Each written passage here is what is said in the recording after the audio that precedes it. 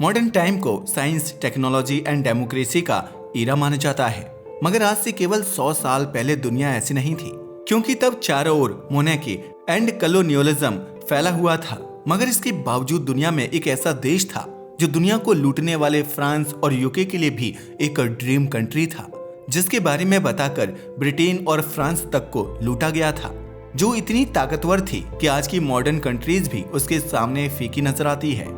अब आप सोच रहे होंगे कि आखिर हम बात किसकी कर रहे हैं, तो बताते चले हम बात कर रहे हैं 18th सेंचुरी के एक ऐसे देश की जिसमें केवल डेमोक्रेसी, स्ट्रॉन्ग इंफ्रास्ट्रक्चर और अच्छा बैंकिंग सिस्टम ही नहीं था, बल्कि उस देश को प्रकृति ने खुद सजाया था। उसे देखकर ऐसा लगता था कि जैसे हम हेवन में आ गए हों। यह देश आपकी इमेजिनेशन से भी ज्यादा खूबसूरत था और बस इसी का फायदा एक ब्रिटिश आर्मी ऑफिसर ने उठाया। उसने पहले इंग्लैंड और बाद में फ्रांस के लोगों को इस कंट्री को एक ड्रीम कंट्री की तरह बताया और उन्हें खूब लूटा। उसने लोगों के साथ एक ऐसा स्कैम किया कि आज इस इतिहास का सबसे बड़ा स्कैम कंसीडर किया जाता है। तो आखिर उसने इस काम को अंजाम कैसे दिया, बताएंगे, लेकिन उसके लिए आपको हमारा ये वीडियो एंड तक देखना होगा। चलिए शुरू करते हैं। एक वेल परफॉर्मिंग स्ट्रॉन्ग डेमोक्रेसी, ईमानदार सरकार, अच्छा बैंकिंग स्ट्रक्चर और स्ट्रॉन्ग इंफ्रास्ट्रक्चर, ये सभी एंशिएंट टाइम से ही एक बेहतरीन कंट्री का बेस रहे हैं। मगर फीचर्स को आज के समय में भी कुछ खास कंट्रीज ही हासिल कर पाए हैं। लेकिन आपको जानकर हैरानी होगी कि 19वीं सदी में एक ऐसा देश था जिसमें ये सभी चीजें मौजूद थी। वहाँ एक अच्छी और ऑनेस्ट गवर्नमेंट के साथ साथ डेमोक्रेसी भी मौजूद थी, और यही नहीं, उसका इंफ्रास्ट्रक्चर इतना स्ट्रॉन्ग था कि शायद ही आज हमें ऐसा इंफ्रास्ट्रक्चर किसी और देश में देखने को मिले। अब आप सोच रहे होंगे कि हम बात किस देश की कर रहे हैं, तो बताते चलें, इस देश का नाम आपको इतनी आसानी से समझ में नहीं आएगा, क्योंकि यह प्रेजेंट टाइम में मौजूद नहीं है। इसे आप एक मिस्टीरियस कंट्री कह सकते हैं। अब आप सोच रहे होंगे कि आखिर हमें इस मिस्टीरियस कंट्री के बारे में इतना सब कुछ कैसे पता है। बताते चलें कि इस पर एक नहीं बल्कि कई रिसर्च की जा चुकी हैं, जिनसे कई प्रूफ सामने आए हैं। ये प्रूफ बताते हैं कि यह कोई बनी हुई कहानी नहीं बल्कि सच्चाई पर बेस्ड है। वैसे ही अब तक शायद आपने अंदाजा लगा लिया होगा कि हम किस देश की बात कर रहे हैं। तो हम बात कर रहे हैं 19वीं सदी में ग्रेगर मैकग्रेगर द्वारा सर्च किए गए एक देश की, जिसका नाम था पोयस। ग्रेगर मैकग्रेगर की बात की जाए तो ये एक ब्रिटिश आर्मी ऑफिसर थे, जिन्होंने इस देश को दुनिया की सबसे अमीर कंट्री की तरह प्रेजेंट किया था। हालांकि कभी कभी तो ऐसा लगता है कि यह देश मैकग्रेगर की इमेजिनेशन था, क्योंकि इनके द्वारा की गई डिस्कवरीज से पता चलता है कि ऐसी कोई कंट्री दुनिया में हो ही नहीं सकती। लेकिन फिर सामने आया इतिहास। एक्चुअल में हिस्ट्री में इस कंट्री के बारे में कुछ ऐसे एविडेंस बताए गए हैं कि हम इस बात को मानने पर मजबूर हो जाते हैं कि रियलिटी में यह देश कभी ना कभी इस अर्थ पर एग्जिस्ट करता था। लेकिन अब सवाल ये उठता है कि यह देश आखिर था कहाँ, और अगर यह इतना अमीर था तो कभी दुनिया के सामने क्यों नहीं आया? आखिर इसे कभी मैप पर प्रेजेंट क्यों नहीं किया जा सका? कहीं यह एलियन का देश तो नहीं था जिसके कारण यहाँ जाने वाले लोग लौटकर कभी वापस ना आ सके? दरअसल इन सवालों के पीछे एक बहुत बड़ा राज छिपा हुआ है, जिसका जवाब जानने के लिए हमें हिस्ट्री में थोड़ा पीछे चलना होगा। ये बात है 1820 की, जब वेनेजुएला और लैटिन अमेरिका ने स्पेनिश एम्पायर पर अटैक किया था।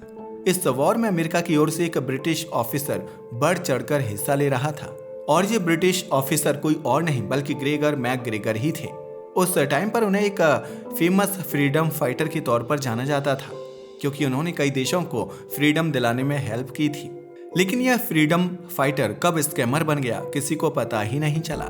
दरअसल ये बात तब की है जब इस वॉर में विक्ट्री होने के बाद मैकग्रेगर वापस अपने देश लौटने के लिए तैयार हुए। लेकिन रास्ते में उन्होंने कुछ ऐसा देखा जिसे देखने के बाद उन्हें अपनी आंखों पर विश्वास नहीं हुआ। एक्चुअली जब वे नॉर्थ और साउथ अमेरिका के बीच मॉस्किटो कोस्ट के करीब ट्रैवलिंग कर रहे थे, तभी उनका ध्यान एक खूबसूरत जमीन के टुकड़े पर गया। इस जगह की खूबसूरती को देखकर मैकग्रेगर बहुत खुश हुए। उन्होंने बिना किसी सेकंड थॉट के अपने शिप को उस जमीन की ओर मोड़ दिया। लेकिन जैसे ही उन्होंने वहां कदम रखा, उनकी आंखें फटी की फटी रह गईं। ऐसा इसलिए क्योंकि अब उनके सामने कोई जमीन का टुकड़ा नहीं बल्कि एक पूरी की पूरी कंट्री थी। इस देश की बड़ी बड़ी नदियां और पहाड़ मैकग्रेगर को अपनी ओर अट्रैक्ट कर रहे थे।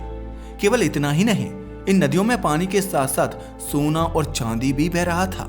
यहाँ की जमीन बहुत फर्टाइल थी। ऐसा लग रहा था कि जैसे ये इंसानों का नहीं बल्कि देवताओं की धरती हो। इस खूबसूरत देश को देखते ही मैकग्रेगर ने मन में ठान लिया कि वह हमेशा के लिए यहाँ पर आकर बस जाएगा। और केवल इतना ही नहीं, अपने देश के लोगों को भी इस खूबसूरत जगह के बारे में जानकारी देगा, क्योंकि इससे खूबसूरत जगह धरती पर कोई और नहीं हो सकती। अभी तक तो मैकग्रेगर इस कंट्री की नेचुरल ब्यूटी से ही इम्प्रेस था, लेकिन जब उसको यहाँ की डेमोक्रेटिक गवर्नमेंट, इंफ्रास्ट्रक्चर और बैंकिंग सिस्टम के बारे में पता चला तो उसके होश उड़ गए। आखिर इतनी अमीर और खूबसूरत कंट्री दुनिया में कैसे हो सकती है? केवल खूबसूरत ही नहीं, वेल डेवलप्ड कंट्री जिसकी ऑफिशियल कैपिटल सेंट जोसेफ नाम का एक शहर था।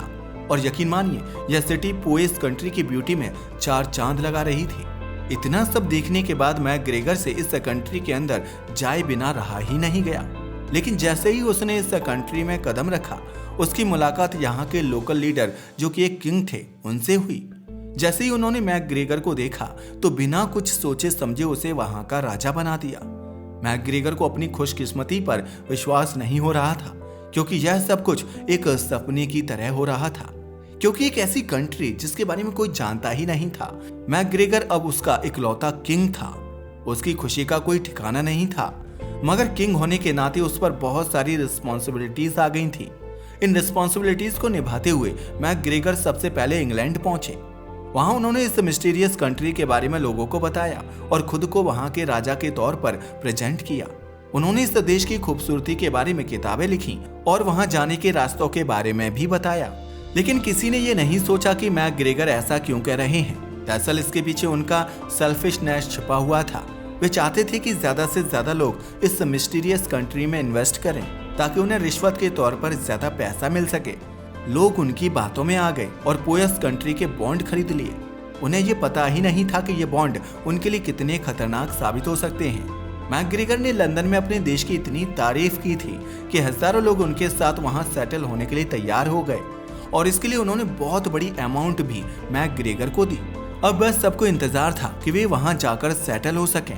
अब आप सोच रहे होंगे कि आखिर वे वहां गए या नहीं, और अगर गए तो उनके साथ क्या हुआ।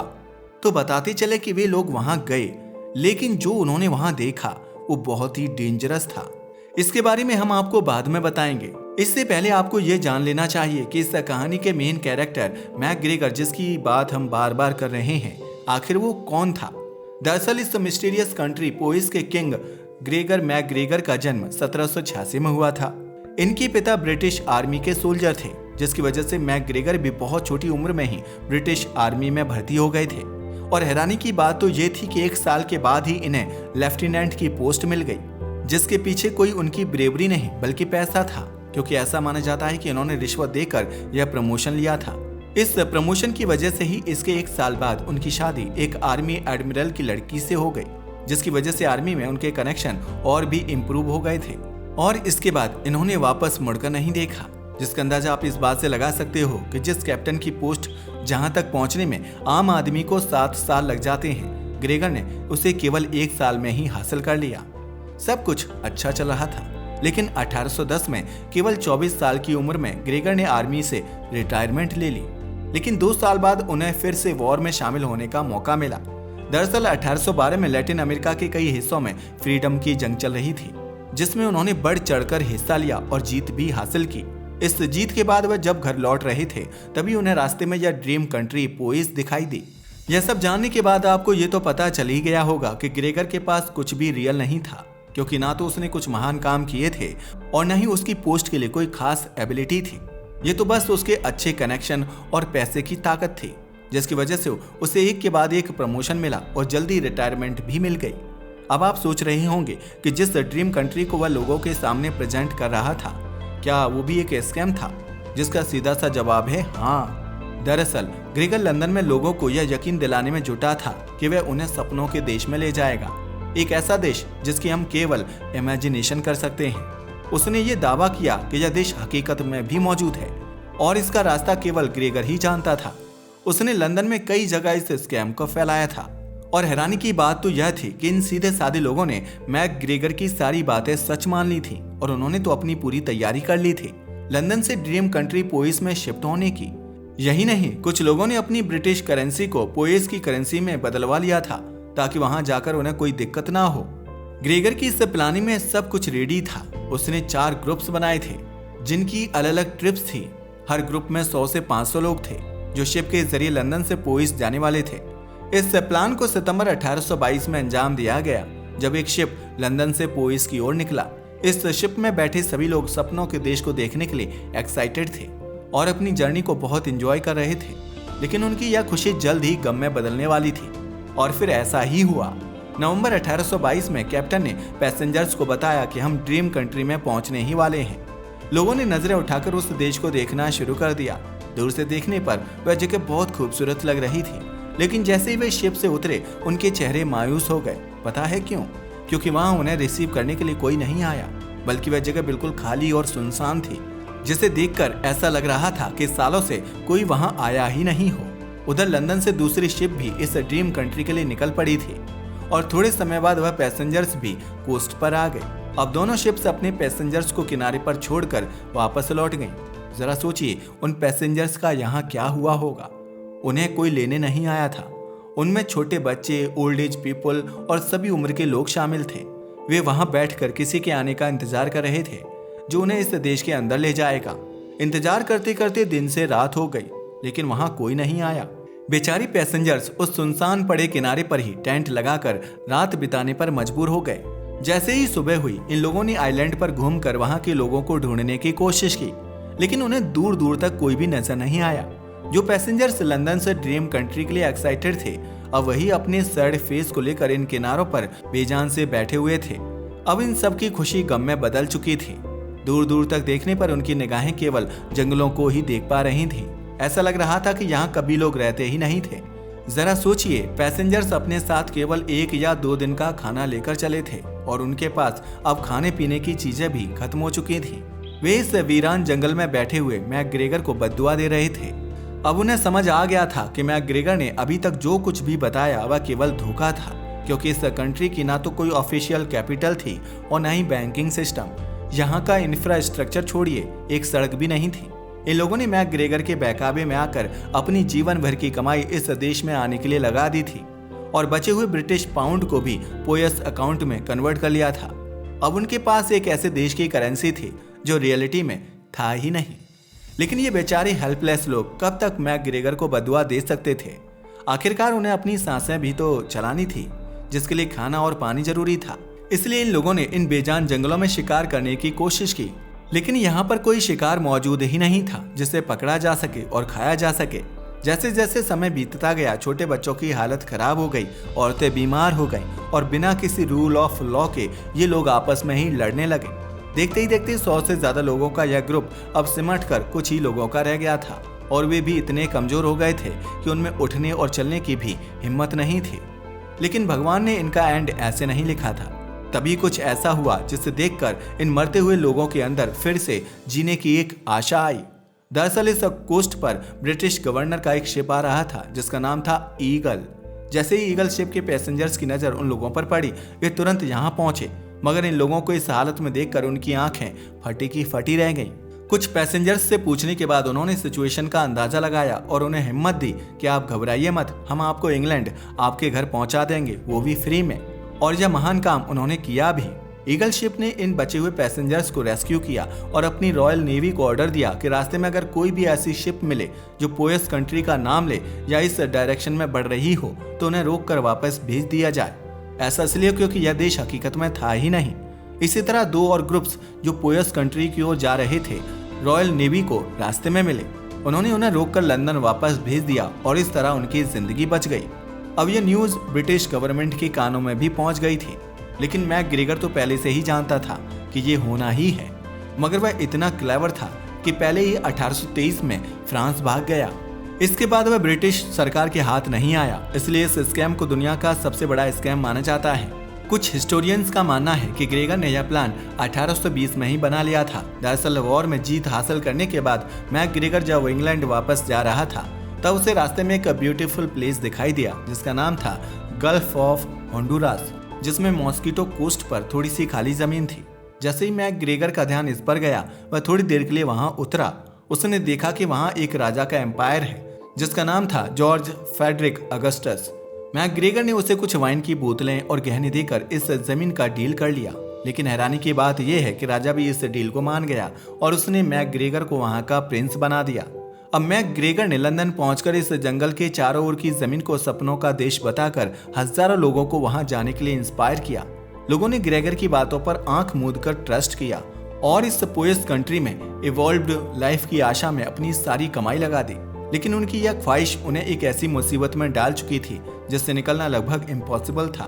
जरा सोचिए, अगर उस वक्त ईगल शिप के कप्तान की नजर इन लोगों पर नहीं पड़ी होती तो वे भी बाकी लोगों की तरह वहीं मर जाते।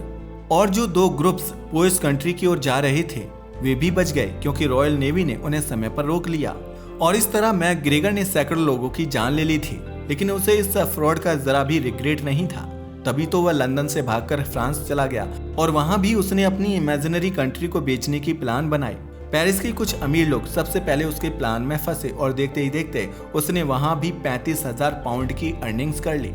लेकिन जब पेरिस के लोगों ने पोस्ट कंट्री के पासपोर्ट के लिए अप्लाई किया तब उन्हें पता चला कि ऐसी कोई कंट्री है ही नहीं। यह सुनकर फ्रांस की सरकार अलर्ट हो गई और उन्होंने मैकग्रेगर की इन्वेस्टिगेशन शुरू कर दी। कुछ ही समय बाद फ्रांस की सरकार ने मैकग्रेगर के पूरे प्लान का पर्दाफाश कर उसे जेल में डाल दिया। लेकिन यहाँ भी उसे अपनी आर्मी कनेक्शन का फायदा मिला और कुछ साल बाद ब्रिटिश गवर्नमेंट ने उसे फ्रांस से वापस निकाल लिया। अब आप सोच रहे होंगे कि फ्रांस की सरकार ने उसे जेल में रखकर सजा दे दी थी और अब ब्रिटिश गवर्नमेंट स्ट्रिक्ट एक्शन करेगी, लेकिन ब्रिटिश गवर्नमेंट ने ऐसा कुछ नहीं किया। उसे ऐशो आराम की जिंदगी मिली और उसने फ्रॉड से जो पैसा कमाया था वो भी उसके पास ही रहा। इस तरह अपनी जिंदगी के आखिरी दिनों में भी मैकग्रेगर शान से रहा और 1845 में उसकी मौत हो गई। हैरानी की बात यह है कि इतने बड़े फ्रॉड के बाद भी उसे उसकी मिलिट्री बैकग्राउंड की वजह से पूरे मिलिट्री ऑनर्स के साथ लास्ट फेयरवेल दी गई। इस इवेंट को हिस्ट्री में दुनिया के सबसे बड़े स्कैम के रूप में जाना जाता है। लेकिन जिन लोगों ने बंजर आइलैंड पर भूखे पेट दिन गुजारे और आखिर में दम तोड़ दिया उनके बारे में कहीं भी जिक्र नहीं मिलता। वैसे इसके बारे में आपका क्या ख्याल है, हमें कमेंट करके जरूर बताइएगा। साथ ही अगर वीडियो पसंद आई हो तो उसे लाइक करो और हमारे चैनल को सब्सक्राइब करना ना भूलें। धन्यवाद।